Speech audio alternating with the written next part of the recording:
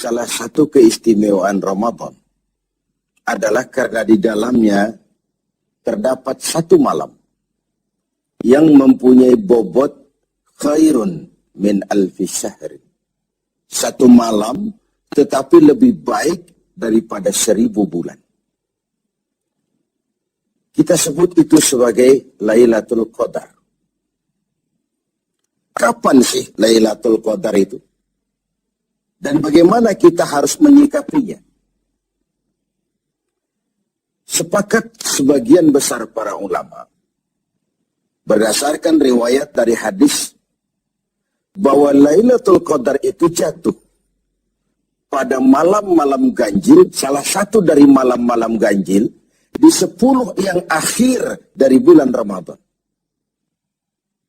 Bisa dia tanggal 21, 23, 25, 27, 29. Di malam-malam ganjil. Dari 10 yang akhir. Inilah rahasia kenapa baginda Rasul, kalau sudah masuk 10 yang akhir dari Ramadan, hamparkan, sing-singkan lengan baju, hamparkan sajadah, dan lebih banyak di masjid ketimbang di rumah. Ini bedanya baginda Rasul dengan kita. Kita sudah memasuki 10 yang akhir, gulung sajadah. Tengok 10 yang akhir. Barisan tarawih di masjid mulai mengalami kemajuan. Orangnya makin susut.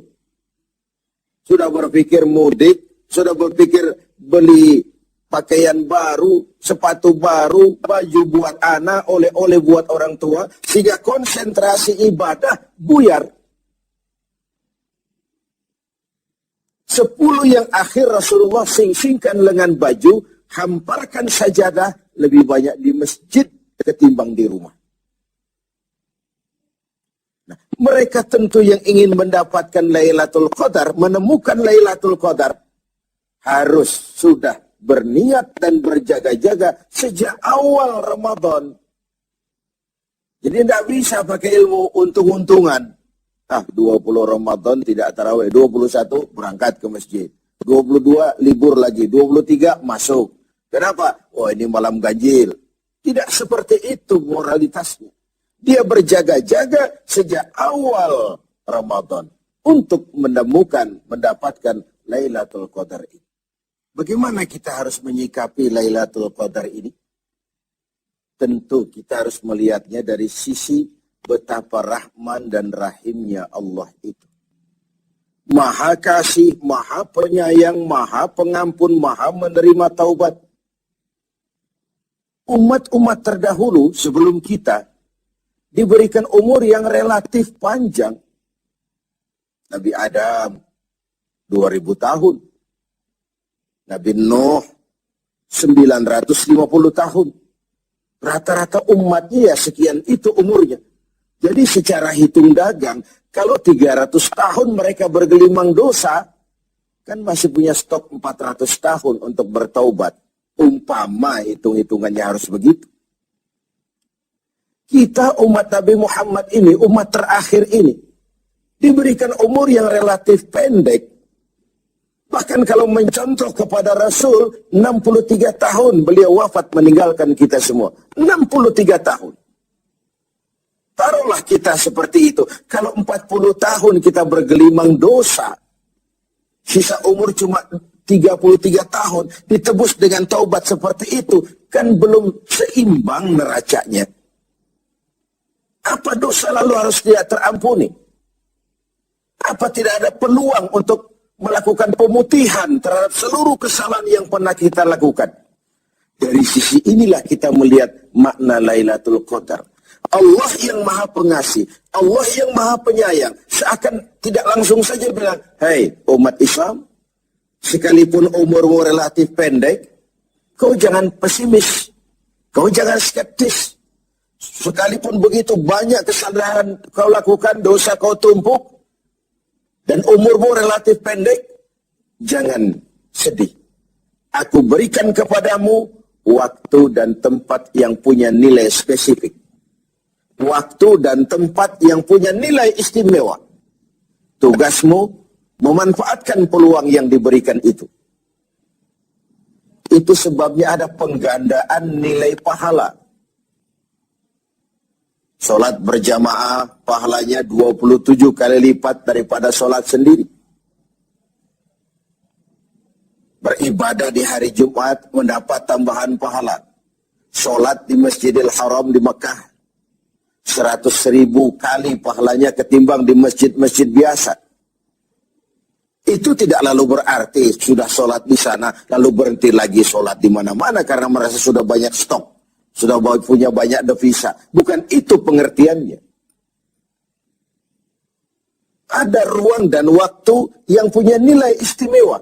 Kalau kita pandai memanfaatkannya, maka nilai lipat-kelipatan dari ibadah kita itu diberikan oleh Allah Subhanahu wa Ta'ala.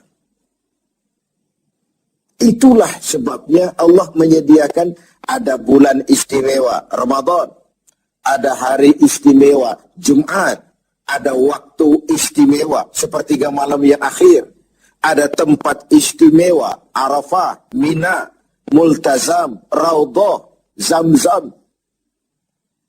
Ada waktu yaitu Lailatul Qadar. Satu malam lebih baik dari 1000 bulan. 1000 bulan itu kan 83 tahun. Dan jarang orang sekarang yang mencapai umur 83 tahun.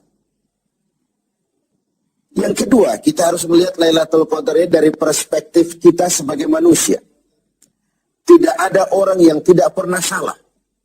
Sengaja atau tidak, kecil atau besar, khilaf atau terpaksa, setiap kita mesti pernah melakukan kesalahan. Ya kepada sesama manusia, ya juga kepada Allah. Salah kita kepada Allah, kita bertaubat langsung kepadanya. Sampai-sampai di hadis kursi dikatakan, "Lau amiltumul khataya hatta mala'atis sama, thumma nadimtum, fataballahu alaikum." Kalaupun kamu berbuat dosa, penuh langit dengan dosamu, kemudian kamu menyesal, bertobat, Allah pasti akan menerima taubat kamu. Lalu bagaimana sih taubat yang sebenarnya itu? Kata para ulama, taubat yang sebenarnya itu pertama, meninggalkan perbuatan jahat. Yang kedua, berjanji tidak akan pernah mengulanginya lagi. Yang ketiga, menyesal pernah melakukannya. Inilah 3 syarat utama. Pertama, meninggalkan perbuatan jahat itu. Bertaubat dari minuman, tinggalkan total. Bertaubat dari judi, tinggalkan total. Bertaubat kepada Allah dari melakukan maksiat, tinggalkan secara total. Meninggalkan perbuatan jahat. Dan total, tidak angin-anginan.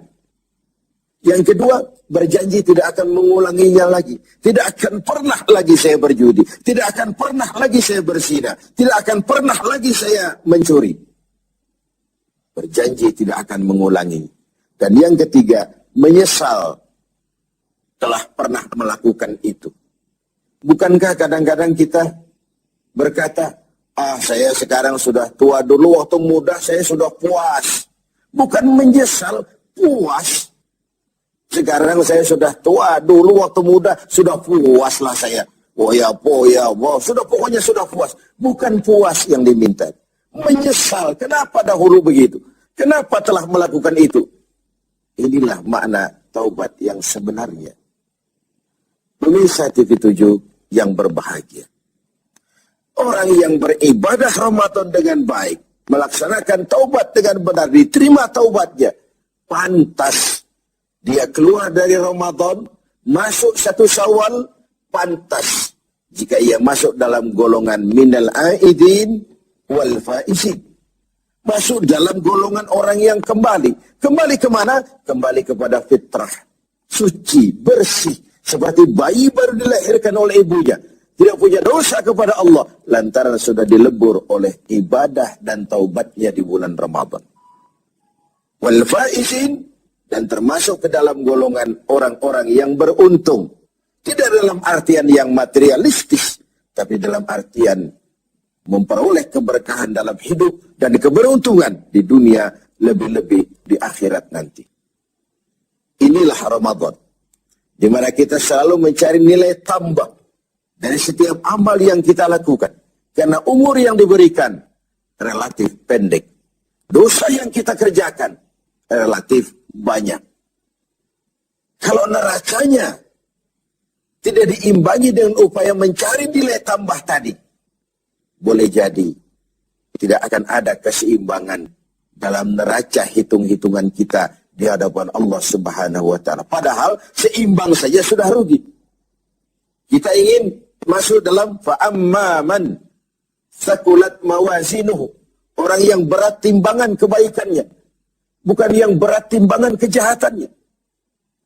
Adanya nilai keseimbangan ini akan membawa kita kepada keberuntungan di padang mahsyar kelak, di pengadilan Qadhi Rabbul Jalil. Oleh karena itu, dalam setiap langkah di Ramadan, mengisi Ramadan ini, kita tetap berupaya mencari nilai tambah dari suatu amal. Dan amalan itu, bagaimanapun baiknya sudah kita kerjakan, tetap mengacu kepada fa'idha farauta fansub. Kalau sudah selesai kau kerjakan satu perbuatan, sing-singkan lengan bajumu, bersiaplah untuk tugas berikutnya. Tidak ada puas, tidak ada prestasi puncak. Bagaimanapun baiknya sudah yang kita lakukan, dia hanya awal menuju ke arah